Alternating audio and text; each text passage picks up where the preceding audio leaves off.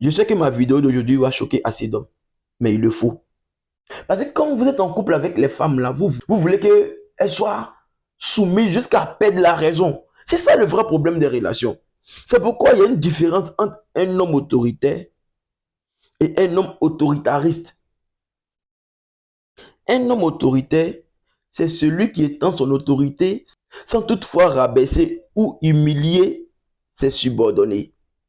C'est celui qu'on appelle un homme autoritaire. Tandis qu'un homme autoritariste, c'est celui qui veut à tout prix avoir raison. C'est-à-dire, lui là, il ne faut pas le contester. Ce que lui a dit là, il ne faut pas dire le contraire. On suit ce qu'il a dit. Que c'est bien ou pas, ça va sur la logique ou pas, ça va sur la bonne voie ou pas, c'est pas son problème. Ce que lui a dit là, c'est ça qu'on va faire. Et ça, c'est un homme autoritariste. Et beaucoup d'hommes sont autoritaristes dans les relations amoureuses, mais ils prétendent être autoritaires. C'est-à-dire, lui, ce qu'il lui a dit dans la relation, c'est ce que la femme va faire. Même si la femme lui propose d'autres solutions pour essayer d'alléger les choses, il trouve que non, c'est une manière de toucher à son autorité. Si j'ai obéi à ma femme là, ou j'ai obéi à ma copine là, c'est comme si elle m'a dominé. Non, moi, je ne peux pas être dominé par la femme, c'est foutaise. Non, ça ne m'arrange pas. Non, non, non, non. On fait ce qu'il a dit là. On fait ce qu'il a dit là. Oh, lui-même, il est conscient que ce qu'il dit là, ce n'est pas logique. Mais il veut pas, il veut rien entendre. C'est pour lui là qui est juste. Parce qu'il s'est dit, je suis l'homme, je porte la pilote. C'est moi qui prends les décisions. La femme n'a pas le droit de me contester ou n'a pas le droit de venir contre mes décisions. C'est ça le problème des relations toxiques. Donc, cet homme-là, c'est-à-dire tant que la femme est soumise, jusqu'à perdre la raison, c'est-à-dire la femme devient un béni oui-oui. La femme n'a pas de mot à dire, elle n'a pas de non. Elle est là, oui. Tout ce qu'il dit, oui. Tout ce qu'il dit, oui. Quand il se trouve dans ce schéma-là, il est content, il se dit, voilà, j'ai étendu mon autorité. Elle est soumise comme une esclave. Voilà, je la gère. Ce qu'il dit, c'est ce qu'on fait. Elle ne peut pas dire non. Voilà. C'est ça le vrai problème des bêtas en relation amoureuse. Et beaucoup d'hommes sont dans ce cas-là. Et le jour où la femme maintenant finit par se rébeller, quand trop c'est trop et que la dernière goutte qui remplit le vase remplit et que la femme finit par se rébeller, les gens trouvent que non, la femme est compliquée. La femme, au début, là, elle était bien, mais comme ça, elle est devenue impolie. Vous exagérez dans votre autorité, les hommes.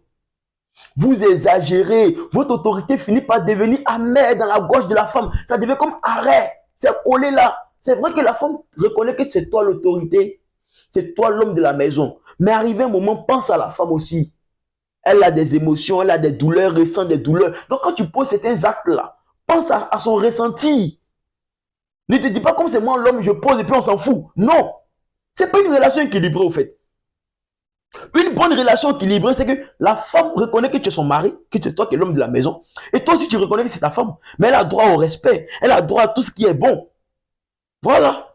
Quand tu dois prendre une décision, tu dois viser la femme. Elle doit te donner son avis aussi. C'est tout ça qui fait une relation. On dit l'homme et la femme forment un. En relation amoureuse, dans le mariage, l'homme, la femme fusionnent. Ils forment un. Donc si toi, tu ne veux pas fusionner ta femme pour former un, et que dans la relation, tu dis que tout dépend de toi seul, bah, tu n'es pas en couple. Tu es toujours célibataire étant marié. Parce que c'est quand tu es célibataire, tu prends les décisions sans consulter quelqu'un. Hein. Mais toi, tu es en couple, tu prends des décisions, tu ne consultes personne. Bah, tu es célibataire, mon frère. Tu n'es pas marié. Voici le problème des mariages toxiques aujourd'hui. Vous êtes trop carré dans la tête, certains hommes.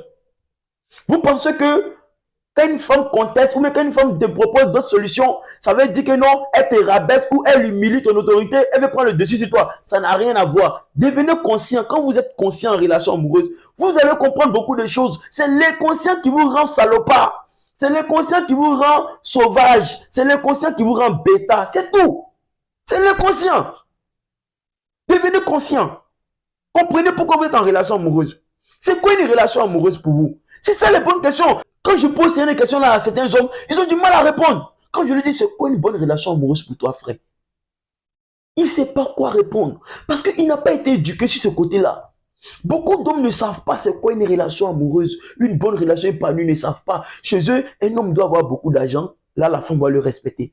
Un homme doit avoir beaucoup d'argent pour avoir une bonne femme. C'est ça le problème des bêtas. Le bêta pense que quand tu es riche, tu as droit à une bonne femme. Ou quand tu es riche, tu dois avoir une bonne femme. Oui, tu as une bonne femme. Une bonne femme dans une bonne relation amoureuse, c'est quand elle et toi, vous fusionnez et que cette fusion fasse un. C'est tout.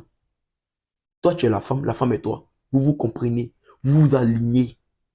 C'est ça une bonne relation amoureuse. Vous avez besoin d'une formation. Venez vous faire former. On va vous montrer c'est quoi une bonne relation amoureuse. Et vous allez vivre heureux dans vos foyers et vos mariages.